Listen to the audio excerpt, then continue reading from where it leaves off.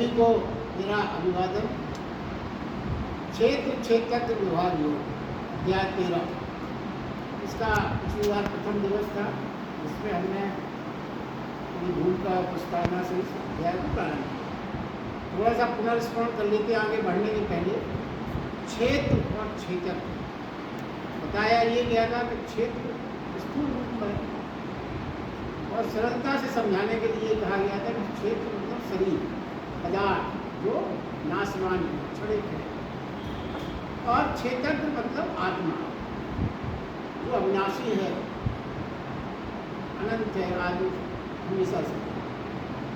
भगवान ने क्षेत्र क्षेत्रज्ञ विभाग में एक सरल उदाहरण जरूर है, मगर उसका और आगे अगर विश्लेषण आप समझें, क्षेत्र का मतलब है जाने, जो जाना जा सके, जाने वाली, जानने जा सकने वाली चीज़ें, और क्षेत्रज्ञ मतलब जो जानने वाला है, दो कैटेगरी छोटा नहीं होगा।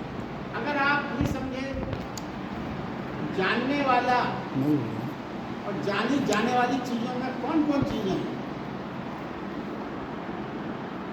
देखिए ये बहुत गहरा सब्जेक्ट है, इसको ध्यान से आपको सुनना।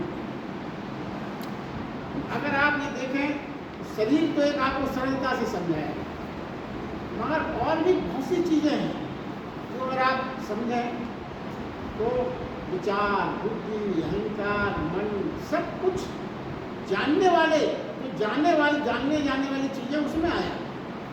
जानने वाला एक ही है। इवन जीवात्मा तक को ये माना गया है कि जीव आत्मा जो है जीव के संपर्क में आ गई।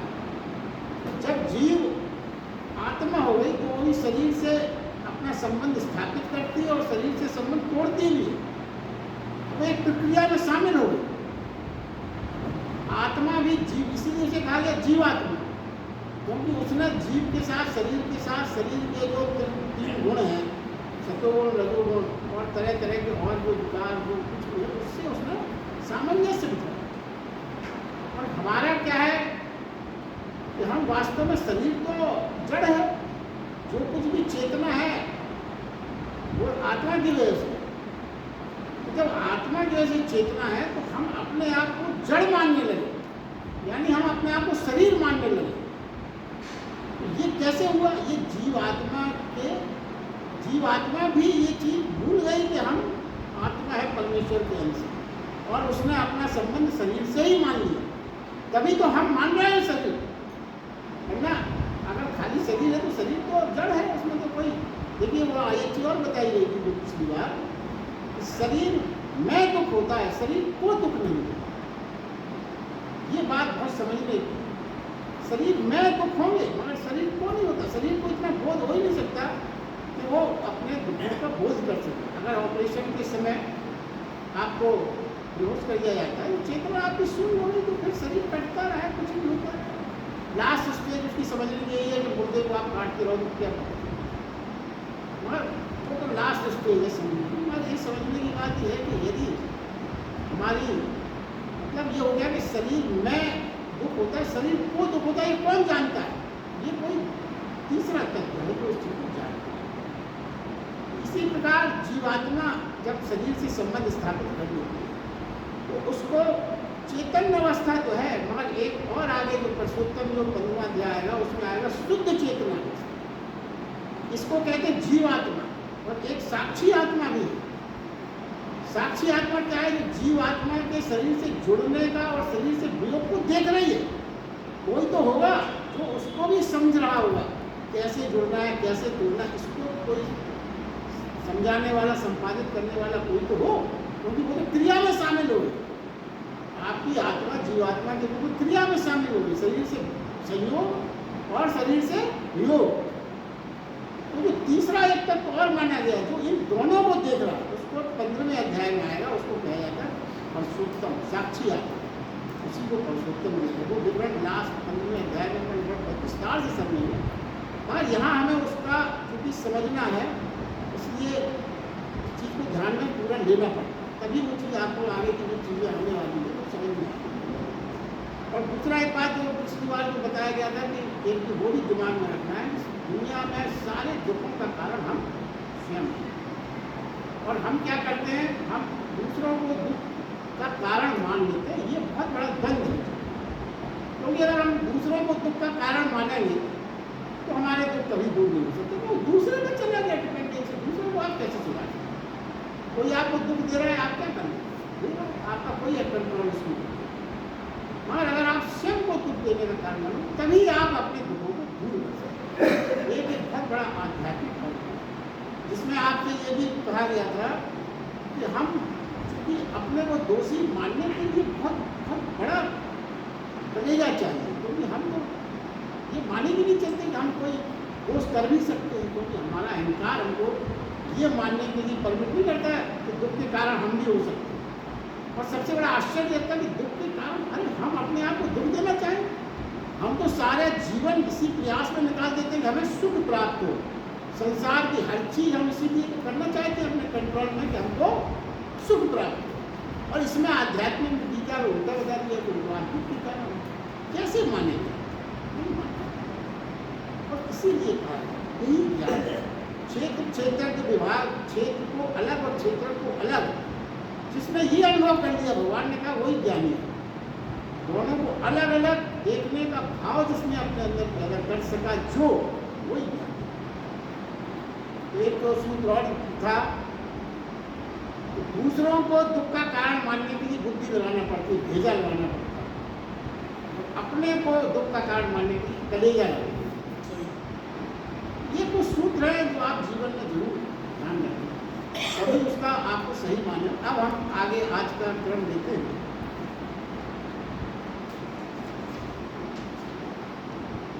देखिए, भगवान कृष्ण कहते हैं कि चैतन्यता भी क्षेत्र, धृति ध्यान धारणा भी क्षेत्र,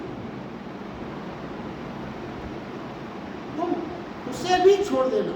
धृति का अर्थ है ध्यान धारणा। अब देखिए, ये गीता का यही रहस्य, ध्यान धारणा धृति चेतना, इसको भी छोड़ देना, ये भी क्षेत्र। ये क्रांतिकारी वचन है गीता।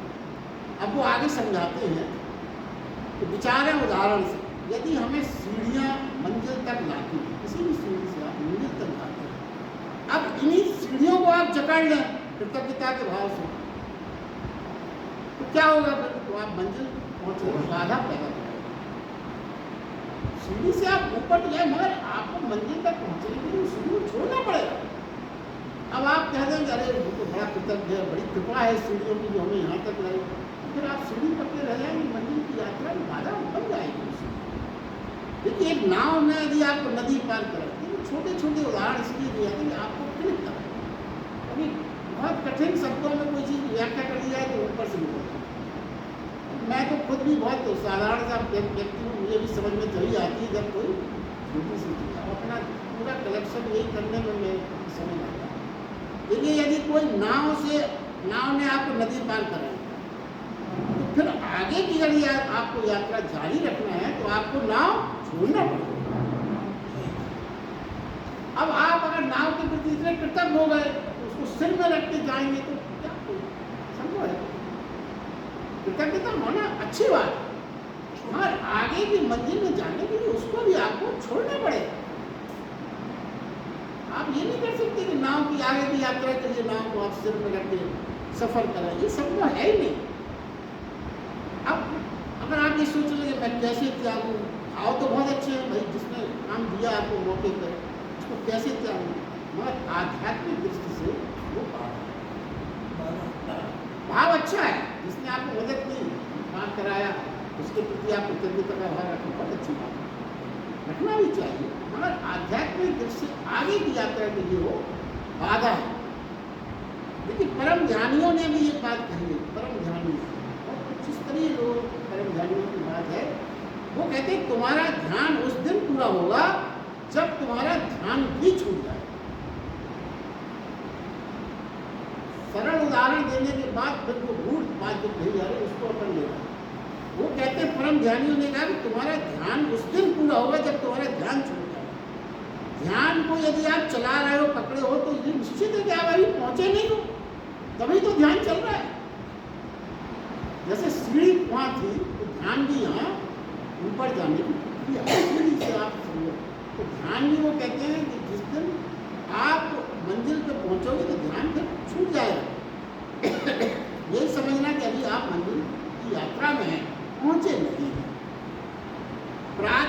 उसी दिन पूर्ण होगी जिस दिन प्रार्थना करना भी व्यर्थ हो जाए। जब तक प्रार्थना जरूरी है समझना अभी फासला बना हुआ है, अभी फासला मौजूद है।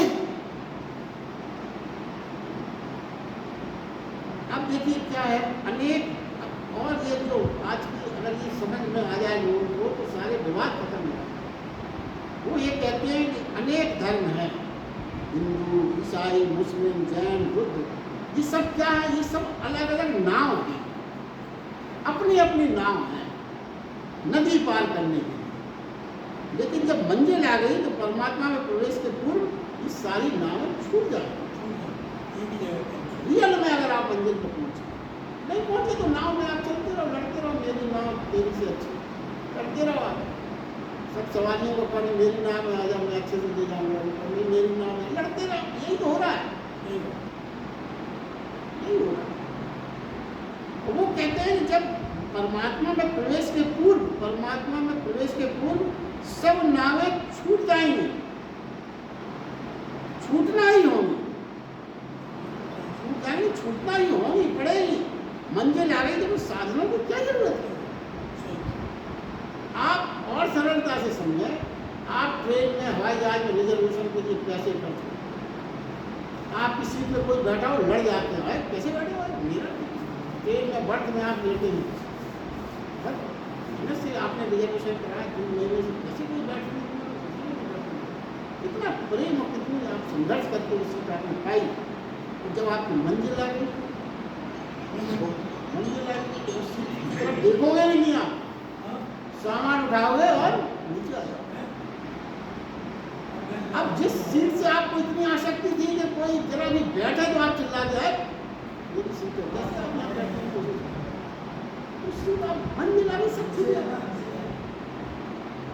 जीवन में क्या है, देखिए हमारे सरल सरल उदाहरण रोज घटते हैं जो सीधे सीधे आध्यात्मिकता से जुड़े हैं, मगर हम उन डेली रूटीन की घटनाओं से आध्यात्मिक सूत्र को पकड़ नहीं पाते। अभी सबने अनुभव किया, बस की सीट हो, ट्रेन की सीट हो, हवाई जहाज की सीट हो, कहीं भी आपकी यात्रा पूरी हो गई तो फिर आप बड़ी प्रसन्नता से, स्वेच्छा से छोड़ देते हैं। कोई बैठे आपको क्या नहीं मतलब। अब आपने सब कुछ किया, एक मंजिल पे आने पे आपका अनासक्ति भाव अपने आप पैदा हो गया, आसक्ति टूट गई। यही तो सिखाया जा रहा है, आसक्ति को तोड़ो, अनासक्ति भाव पैदा हो तो जो सरलता से पैदा होता है उसको हम जीवन से जोड़ लें। अब कथित धार्मिक जो पकड़े रहते हैं धर्मों की नाव को, पागलपन से कहीं नहीं पहुँचता। जो धर्मों की नाव अलग अलग चर्चा की गई, वो अपनी नाव को पकड़े रहे अगर हमेशा तो कहीं नहीं पहुंच सकते। आखिरी पड़ाव पर सब कुछ छोड़ना पड़ता है। अब देखिए वो कहते हैं जब हम ध्यान करते हैं तो इसका अर्थ यही है कि अभी भीतर की मंदिर तक हम नहीं पहुंचे, सीढ़ी चढ़ रहे हैं, संघर्ष कर रहे हैं। जिस दिन कोई भीतर के मंदिर में पहुंचता है तो फिर ध्यान करने की कोई आवश्यकता नहीं रहती। अब देखिए और सरलता से समझें, जब आपकी कोई बीमारी छूट गई, आप बीमार हैं, कोई बीमारी अगर आपकी छूट गई उसके बाद आप जेब में दवा रख के क्यों चलोगे? जब तक आप बीमार हैं तो आप निश्चित रूप से अरे सुबह ये खाना, शाम को खाना जेब में रखते रहोगे, आप ध्यान नहीं रखोगे। और आपकी बीमारी खत्म तो फिर आप जेब में आप जबरदस्ती औषधि को क्यों रख के चल रहे हैं? और जब कोई बीमारी छूट गई तो फिर यदि फिर भी हम औषधि रख के चलते हैं तो फिर आप क्या करें, फिर तो आपसे धो रहे हो, आवश्यकता नहीं है उसकी, तो धोना हो गया, आप धोते रहो जो कुछ भी करना है। तो देखिए ऐसे उदाहरण भी हैं जो अपन रोज जीवन में देखते हैं कि कई लोग ऐसे हैं जो धोते हैं औषधि को, औषधि बीमारी बन गई है, लोग बीमारी से छूट जाते हैं मगर मानसिक कमजोरी के कारण डॉक्टर को पकड़े रहते हैं। अरे डॉक्टर साहब देखना जरा थोड़ा सा लग तो रहा है, अरे कुछ नहीं है, डॉक्टर भी कहता है जब कुछ लग रहा है तो फीस तो कुछ नहीं है, तो हाँ कुछ लगा देता है, वो मन से वो भी जानता है कि वास्तव में इनको कोई दिक्कत नहीं है, मगर हम पकड़े हैं। अब इसका क्या इलाज है? तो आपको छोड़ने नहीं, वैसे ही समझें। देखिए क्या है जीवन में अगर आध्यात्मिक दृष्टि से हम संसार को छोड़ देते हैं, संसार मतलब घर गृहस्थी जो संसार, तो क्या करते हैं? संसार को छोड़ा तो क्या पकड़ा? संन्यास को पकड़ लिया। वो भी तो पकड़ है। पति पत्नी को छोड़ दिया तो गुरु को पकड़ लिया। अब वो कहते हैं यानी पकड़ नहीं जाती। गीता का मूल सूत्र यहाँ पे है, पकड़ तो बनी है, कहीं ना कहीं पकड़ जारी रहती है। भले वो गुरु की पकड़ हो या संन्यास की पकड़ हो, पर भगवान ये कहते हैं कि जब सभी पकड़ चली जाती है तभी परमात्मा उपलब्ध है। जब सभी तरह की पकड़ आपके जीवन से चली जाए, विदा हो जाए, जब ही परमात्मा। जब तक हम पकड़े हैं, जब तक उसके और आपके बीच में फासला बना हुआ, तभी तो पकड़े हैं आप। गुरु को पकड़े इसका मतलब अभी आप नहीं पहुंचे, पकड़ आप छोड़ नहीं पा रहे, क्यों? वो नहीं पहुंचे। वो कहते हैं, भगवान कृष्ण कहते हैं कि चेतनता, धृति, तुम्हारा ध्यान, तुम्हारी धारणा, तुम्हारा योग सभी क्षेत्र हैं। क्षेत्र मतलब जो छोड़ने जानने चीजें हैं। अब गीता में कहीं बहुत क्रांतिकारी बात है, क्या है देखिए, क्षेत्र तो शरीर से संबंधित भाव है। क्षेत्र का जो हमें शुरू में भाव है, इसीलिए मैंने उसको प्रस्तुत किया था। वो जो शरीर समझते हैं और विकारों से युक्त है, पदार्थ है, फिर उपयुक्त भाव को कैसे क्षेत्र कह दिया? चेतनता, धृति, ध्यान, धारणा, योग सभी क्षेत्र, ये कह दिया गया गीता। तो कृष्ण ने क्षेत्र कहा, कह दिया, तो फिर क्या हुआ? यह भी हो गया कि फिर ये सब विकार किस चीज़ होना चाहिए? विकार होना चाहिए। उसके पार जाना है, छोड़ना है, ये भी कह दिया। बहुत गहराई से इस चिंतन में समझना पड़ेगा कि इनको कैसे क्षेत्र मानना है, कैसे इनको भाई क्षेत्र का मतलब विकार, क्षेत्र का मतलब यही हो। तो ज्ञान आध्यात्मिक चिंतन में एक सिद्धांत है जो गीता में है, अपने विपरीत के बिना जो ना हो सके एवं जो भावनात्मक रूप से सर्वदा दूसरे पर निर्भर हो, वो सब विकार कर सकते। देखिए अभी इसको आगे एक्सप्लेनेशन होगा, आप इसको सूत्र की तरह पहले समझ लें। कोई भी चीज जो अपने विपरीत के बिना होना, उसका एग्जिस्टेंस होना संभव ही ना हो, वो विकारग्रस्त माना जाएगा। या भावनात्मक रूप से वो दूसरी चीजों पर निर्भर हो, क्योंकि जो पुरुषोत्तम है, जो साक्षी है, वो किसी पर निर्भर नहीं होगा, ना उसमें कोई विकार होगा। मगर जिसमें है वो विकारग्रस्त है, वो उसको फिर क्षेत्र ही माना जाए। अब देखिए और इसको समझें, चेतनता भी शरीर से जुड़ने से उसका हिस्सा हो जाती है। जो हमने शुरू में बात की, चेतनता जो आपकी थी, वो भी शरीर से जुड़ने पर उसका एक हिस्सा हो जाता है। जैसे आत्मा का शरीर में स्थापन हुआ, संयोग हुआ, तो नाम हो गया जीवात्मा। अध्याय 15 में एक शुद्ध चेतन ये साक्षी आत्मा है, जो किसी पर निर्भर नहीं है, जो दृष्टा है। अध्याय 15 में उसे पुरुषोत्तम है, वह किसी पर निर्भर नहीं है, और उसे पाने को, चेतनता को भी छोड़ना पड़ता है। क्योंकि परम गुरु के पास पहुंचना है तो गुरु को भी छोड़ना पड़ता है। परम गुरु कौन है? परम गुरु परमात्मा को है। तो परम गुरु के पास यदि पहुंचना है तो गुरु को भी छोड़ना पड़ेगा। जहाँ सब साधन छूट जाते हैं वहीं साधन। देखिए इसके बाद भगवान ने ये कहा है, सभी पंचभूत, पंच महाभूत, शरीर, अहंकार, मन, इंद्रियों के विषय, रस, रूप, चेतनता, धृति, ये सभी विकार सहित कहे गए हैं, क्योंकि ये अपने विपरीत के बिना नहीं हो सकते। विपरीत मौजूद है सर्वदा। देखिए, या दूसरे पर निर्भर है, इसलिए विकार कर सकते हैं। दो बातें हैं, या तो विपरीत भाव होगा या दूसरे पर निर्भर होगा। अब देखिए, और इसको भी समझने के लिए बहुत सरल उदाहरण देखेंगे आप, तो ये चीज़ भी आपको समझ आएगी।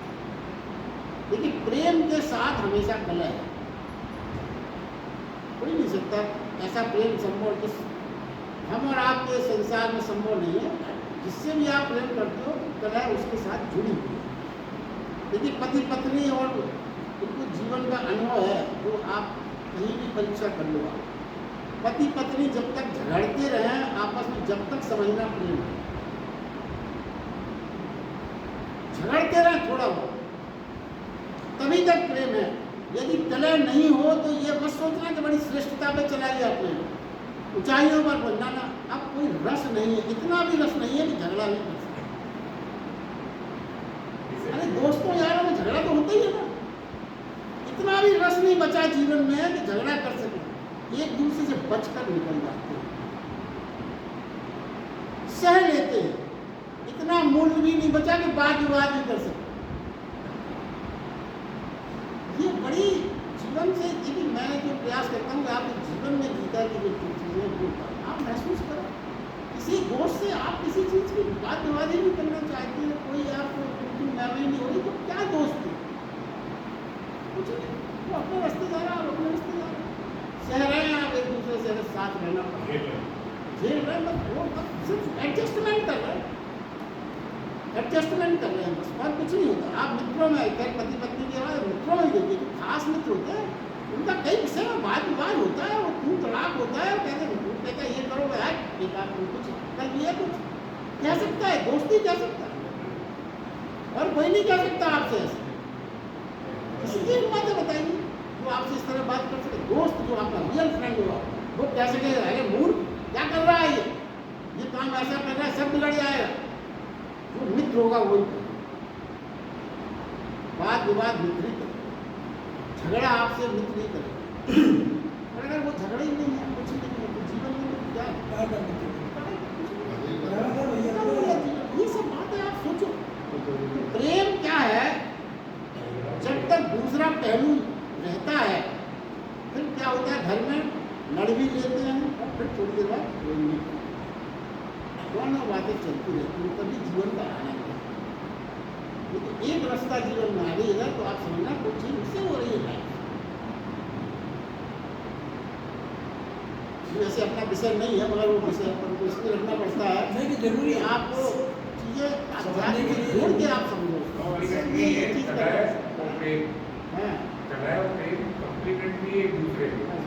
वही समझ में आया आपको, बहुत अच्छा। आप देखिए प्रेम ऐसा है जैसे श्वास लेना है तो छोड़ना भी तो है। खाली एक क्रिया चलेगी आपकी तो कैसे चलेगी? एक पक्षी एक क्रिया से तो जीवन नहीं चल सकता। लेना है श्वास तो छोड़ना नहीं पड़ेगा ना, छोड़ना है लेना है, दोनों एक साथ चलेंगे, दोनों चाहिए। तो ये क्या हो गया, विपरीत के बिना नहीं जुड़ा। जो भाव वहाँ शुरू किया था हमने, विपरीत तो ऐसे होता है, लेकिन अब जो बात शुरू में कही गई थी, जहाँ विपरीत जुड़ा है वो विकारग्रस्त है, वो क्षेत्र। तो ये छोटी छोटी बातें इसीलिए कही जा रही है। जैसे भोजन के साथ क्या जुड़ा है, भूख जुड़ी है। अब भूख बिल्कुल विपरीत है, मगर भोजन अपन करते ही इसीलिए है कि भूख मिटे और फिर भूख लगे। अगर आपको भोजन ही न मिले तो काय की फिर आपको तो खत्म होगी बात, भूख मर जाएगी, खत्म हो जाएगा। भोजन करने से ही तो भूख लगती है। आप सोचो जरा, सुख और दुख, कोई सुख ऐसा नहीं है जो बिना दुख के विपरीत को छाया की तरह। कई बार अपन इसमें चर्चा, एक सिक्के के दो पहलू, सिक्का है तो घट कर उसके बिना हो नहीं सकता। व्यस्तता यदि आपकी बहुत है तो विश्राम उससे जुड़ा हुआ है। आप दिन भर कितनी व्यस्तता कर आपको लोग काम करते हो, आप मगर विश्राम करना पड़ेगा। जबकि व्यस्तता और विश्राम विपरीत है, मगर वो जुड़े हैं। कुछ चीजें जो संसार की हैं जिन्हें भगवान ने क्षेत्र कहा, इसलिए कहा बिना विपरीत भाव के उसका एग्जिस्टेंस ही संभव नहीं है। तो रजोगुण तमोगुण दोनों जुड़े हैं। जबकि तमोगुण है आलस्य, रेस्ट, और रजोगुण है गति। मगर अगर गति करते रहोगे आप तो उतना तो विश्राम चाहिए आपको, जिससे आप वो करके फिर रजोगुण दूसरे दिन गति कर सकते। अगर आपको सिर्फ गति करने आएगी तो आप विक्षेप को समाप्त हो जाओगे। बिना विश्राम की कोई गति, विश्राम जरूरी है। दोनों अपोजिट है, कहाँ रजोगुण गति और कहाँ तमोगुण आलस्य करो या लेटना विश्राम करो। अब दोनों अपोजिट है, मगर जुड़े हैं, एक के बिना दूसरा हो ही नहीं सकता। यही भगवान समझा रहे हैं कि बिना उसके भी बंधन और मुक्ति, संसार और मोक्ष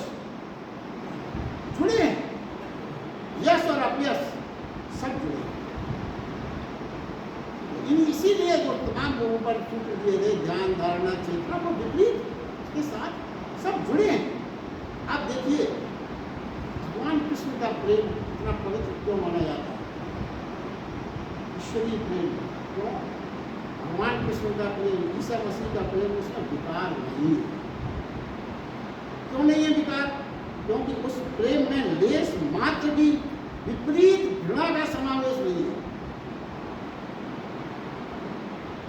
प्रेम के साथ घृणा हमेशा रहेगी। जो उदाहरण में घृणा शब्द यूज नहीं किया था, मगर एक्चुअली प्रेम का विपरीत घृणा ही माना है। तो प्रेम के साथ घृणा जुड़ी है, घृणा के साथ प्रेम उनका दोनों रिवर्स है। मगर भगवान कृष्ण के प्रेम में लेस मात्र भी घृणा का समावेश नहीं, इसलिए वो पवित्र है, विकारग्रस्त, पूरी तरह से पवित्र, शुद्ध है और सर्वांगीण है। कैसा सर्वांगीण? जैसे आपने कमरे में दिया जलाया तो सबको वो प्रकाश मिले, असर उसके ऊपर दिखेगा। ये नहीं हो सकता कि भैया ये यहाँ जला दिया तुमने, का भाई सिद्ध साहब का कमरा है तो सारा प्रकाश पहले इनको आए, बाद में दूसरों को दे। ऐसा नहीं होता, इतना भी प्रकाश ये नहीं देखता, वो सबके लिए बराबर। ये सब प्रेम इसमें भगवान का प्रेम ऐसा शुद्ध, उसमें कोई निर्भरता नहीं है, कुछ नहीं है, इसलिए सब पर समान, सब पर समान। मगर क्या है, हम संसारिक लोग उस आनंद की अनुभूति नहीं करते, हमको मजा नहीं आता उस प्रेम में। जिस प्रेम में हमारी तरफ थोड़ा किसी का झुकाव ना हो, हमारी तरफ जरा प्रेम से ज़्यादा ना देखे। तो भगवान ने क्या किया था? सब गोपियों में अलग अलग किस्म के थे। क्यों उन्होंने किया ऐसा? वो भी जानते थे यदि एक में रहा तो किसी को लगे अरे उसकी तरफ ज़्यादा देख रहे, हमारी तरफ देख रही, मजा खत्म। इसीलिए उन्होंने जितने कृष्ण सबको लगा कि हमारी तरफ, हमारे साथ। इसका कारण समझो आप, क्यों वो उन्होंने रूप बनाया। और ये हमेशा होता है। अब तो इस संसार में सबको नहीं है कृष्ण ऐसा प्रेम और कृष्ण से प्रेम का अनुभव, कठिन है, बहुत कठिन है। हमारे यहाँ तो ये है कि गाने ही आपने सुना होगा, थोड़े सिकवे भी हो, थोड़ी शिकायत भी हो, तो मजा जीने का और खुला, तो रूठी रहो मैं मनाता रहूँगा। गाना जब तक ऐसा ना हो प्रेम, रूठना, मनाना, शिकवा, शिकायत, तो तभी मजा है अपन को तो संसार में। इसीलिए कृष्ण भगवान का प्रेम संसारिक प्रेम से अलौकिक, अलग, सर्वांगीण, उस स्टेज की कल्पना वाला अपन कर सकते हैं और उसका आनंद अलग, सबको सौभाग्य नहीं मिलता उस तरह के प्रेम। तो ऐसी चेतना जो किसी चीज़ पर, देखिए ये तो विपरीतता हो गया। अब एक चीज़ और कही गई थी, ऐसा जो दूसरों पर निर्भर हो। अपन चेतना के बारे में बहुत कुछ जानते हैं कि चेतना तो बड़ी पवित्र चेतन है, मगर आप जरा ये सोचें कि चेतना भी दूसरों पर निर्भर है। कैसे निर्भर है? इसलिए विकारग्रस्त माना है क्योंकि वो दूसरे पर निर्भर है। तो देखिए आप बहुत सरलता से उदाहरण है, चेतना के लिए हर रोज हमें नई चीज़ें चाहिए, नई चीज़ें। जैसे एक ही भोजन यदि आपको रोज रोज करना पड़े तो आपकी चेतना जवाब देगी। एक ही गाना आपने धोखे से कह दिया कि ये गीत हमें मुकेश का बहुत पसंद है और आपको रिपीटेडली हम सुनाए, एक बार सुनाए, 2 बार सुनाए, 30 बार सुनाए, तीसरी बार आप लड़ने लगोगे, बंद कर रहे क्या। ये मनुष्य का स्वभाव है। चेतना में भी बदलाहट होती है, वो भी निर्भर है। देखिए यदि मान लीजिए कोई मुंबई में रह रहा हो या इंदौर में रह रहा हो तो कश्मीर जाएगा तो उसे उसकी चेतना में फर्क आ गया, वो बड़ा आनंदित होगा। डल झील में आप घूमोगे बहुत अच्छा लगेगा। क्यों? क्योंकि चेतना को बदलाहट मिली, आपकी चेतना बदलाहट की इच्छा रखती है। मगर जो व्यक्ति, आप इंदौर से गए, डल झील में आपको आनंद आया, आपकी चेतना को फ्रेशनेस मिली, तो जो व्यक्ति डल झील में नाव चला रहा है वो हमेशा वहाँ रहता है, उसे मजा कब आएगा जब वो कभी इंदौर आ जाए। तो उसकी चेतना निर्भर है चीजों, चेतना एक सी नहीं रह सकती, इसलिए चेतना को भी निर्भर बताया गया। तो जो चेतना भी जब आपकी चीज़ों पर निर्भर है तो वो विकार हो सकती है। ये भगवान ने इतनी जो बातें कही है वो अपने आप में बड़ी अनोखी बात है। देखिए है क्या, फिर आप इसको देखिए। इसलिए भगवान कृष्ण के प्रेम को पवित्र कह सकते हैं क्योंकि उसमें घृणा का तत्व नहीं है। इसलिए श्री कृष्ण ने कहा है, पूरा जो आपको है जो सूत्र है श्लोक में अर्थ तो यही है, ऐसी चेतन का ध्यान जो किसी चीज पर निर्भर है, विकारग्रस्त है, जब इन सारे क्षेत्रों की कोई पार हो जाता है तभी उसको क्षेत्रज्ञ का अनुभव होता है। क्षेत्रज्ञ मतलब परमात्मा, जो इन चीजों से पार हो जाता है। इतना सूत्र समझाने के लिए इतनी व्याख्या की है, नहीं तो ये समझ में एकदम से बात नहीं आती। इन क्षेत्रों से हम क्यों पार हो, ध्यान से पार हो जाए, वाह, चेतनता से पार हो जाए, धारणा से पार हो जाए, समझ में नहीं आता। हमारे जो चीजें अभी आपको इसीलिए ये दिमाग में बैठ है। गीता को सीधे सीधे यदि अर्थ पढ़ दिया तो कोई आने क्यों कहा, कैसे कहा, ये समझने की मुख्य बात होती है। तो वो कहते हैं जब सारे क्षेत्रों से, जिस क्षेत्रों में ये शामिल कर लिया उन्होंने, जिनकी पकड़ बताई है, कोई पार हो जाता है तभी उस क्षेत्रज्ञ का, उस क्षेत्रज्ञ का परमात्मा स्वरूप साक्षी चेतनता का, तभी उसका अनुभव। अब देखिए, अब हमने अभी तक दो ही हिस्से किए, क्षेत्र और क्षेत्र। क्या है, जैसे ज्ञेय और ज्ञाता। क्षेत्र मतलब ज्ञेय और ज्ञाता। ज्ञेय में क्या आएगा, ऑब्जेक्ट जो जाने जाने वाली चीजें, ज्ञेय या क्षेत्र क्या कहलाएगा, ऑब्जेक्ट वो वस्तु है जाने जाने वाली, जिनको जाना जा सकता है। ज्ञाता जानने वाला, नोअर, सब्जेक्ट को जानने वाला, वो तो सब्जेक्ट हो गया और ये हो गया सब्जेक्ट को जानने वाला, चेतन। अब भगवान कृष्ण ये कहते हैं कि वह जो यह जानने वाला है, अभी तक जो चेतक आपने सुना, वो जो जानने वाला है जिसको हम मानते हैं, तो आत्मा को शरीर में जो है, वो कहते हैं वह भी तो जानने वाली चीजों से जुड़ गई, जीवात्मा हो गई। मतलब जो जानने वाली चीजें हैं, शरीर है, कुछ भी है, तो उससे जुड़ गई। तो फिर वो कहते हैं आगे एक तीसरा तत्व भी है जो इन दोनों को जानता है। ये अगर आपको गीता का रहस्य समझ में आ जाए, ध्यान में आ जाए, तो बहुत बड़ी बात है। वो कहते हैं ये दोनों चीजें क्षेत्र तो है, आपने समझ लिया, तो कुछ चीजें जानने वाली हैं और कुछ चीजें जानने वाला है। मगर वो कहते हैं कि वो भी तो शरीर से जुड़ गया, वो जानने वाला जिसको अपन मानते हैं। वो कहते हैं तीसरा तत्व भी है जो इन दोनों को जानता है, जो पदार्थ को भी जानता है और पदार्थ को जानने वाले को भी जानता है। यह तीसरी ऊर्जा, तीसरा तत्व कौन है? तीसरी ऊर्जा, तीसरा तत्व तुम स्वयं हो। बहुत गजब की चीजें हैं गीता।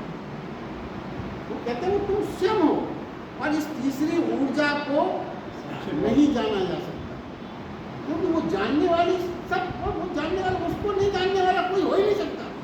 साक्षी नहीं मतलब, साक्षी आत्मा पुरुषोत्तम 15वें अध्याय में बहुत क्लियर होगा। अभी तो उसको खाली अगर हिंट ले रहे हैं, तो आखिरी शांति तो उस क्षण घटित होती है जीवन में जब आपको ये पता नहीं चलता कि आप शांत हैं, यह भी पता नहीं चलता कि आप अशांत हैं। ये तो संभव ही नहीं, ये भी ना पता चले कि मैं शांत। आखिरी शांति उसी क्षण घटित होती है। ना तो हमें शांत होने का पता चले, ना अशांत होने का पता। दोनों स्थितियों से हमारा पार हो जाए। असली ज्ञान उस समय घटित होता है जब आपका ये भी ख्याल मिट जाता है कि मैं ज्ञानी हूं या ज्ञानी हूं। ये ख्याल ही ना रहे, ना मैं ज्ञानी का ख्याल रहे, ना ज्ञानी का ख्याल रहे। बस क्या है, क्या ख्याल रहे, मैं हूं, बस मेरा होना है, हूं मैं, बस इतना ही ख्याल रहे, हूं। बाकी बाकी न ज्ञानी न अज्ञानी कुछ ख्याल न रहे, सारे विवाद शांत हो जाएंगे। आप इस क्षण की जरा कल्पना करके देखिए, मैं ज्ञानी हूँ न अज्ञानी हूँ, और हूँ कौन? बस ये क्यों लगा कि तुम ही हो जो कुछ हो। तीसरा तत्व जो है परसोत्तम तत्व जो माना गया 15वें अध्याय बहुत डिटेल में आया, तुम ही हो, तुम स्वयं हो। देखिए जब प्राणी अज्ञानी होता है, वो प्राणी अज्ञानी कैसे हैं? दो लोग, प्राणी अज्ञानी है और प्राणी परम ज्ञानी है। एक कल्पना करिए अज्ञानी और एक है परम ज्ञानी, उनमें बहुत सी बातें एक सी हुई। ज्ञानी अज्ञानी और परम ज्ञानी में कुछ बातें एक से, अपन ये चीज कल्पना भी नहीं कर सकती, क्या कह दिया है। अज्ञानी और परम ज्ञानी में कुछ एकता हो सकती है, हम सोच भी नहीं पाते। और वो कहते हैं जैसे अज्ञान में क्या था, ज्ञान नहीं था, तभी तो अज्ञानी ज्ञान नहीं था। परम ज्ञानी में ज्ञान है पर उसको उसका पता नहीं चलता। जो अभी एक बात कही थी ना, ज्ञान का ध्यान रहे ना अज्ञान का ध्यान रहे। तो परम ज्ञानी कौन है? जिसमें ज्ञान तो है मगर उसका पता नहीं चलता। बीच में ज्ञान की घड़ी उसके जीवन में आई थी तभी तो, मगर वो जब परम ज्ञानी हो गया तो उसको वो ख्याल भी, ज्ञानी का ख्याल मिटते ही तो अहंकार दूर होगा। भाई देखिए सब चीजें जुड़ी हैं। परम ज्ञानी अहंकार से शून्य है। वो शून्य इसीलिए हो सकता है जब उसे अपने ज्ञानी होने का भी बोध न रहे।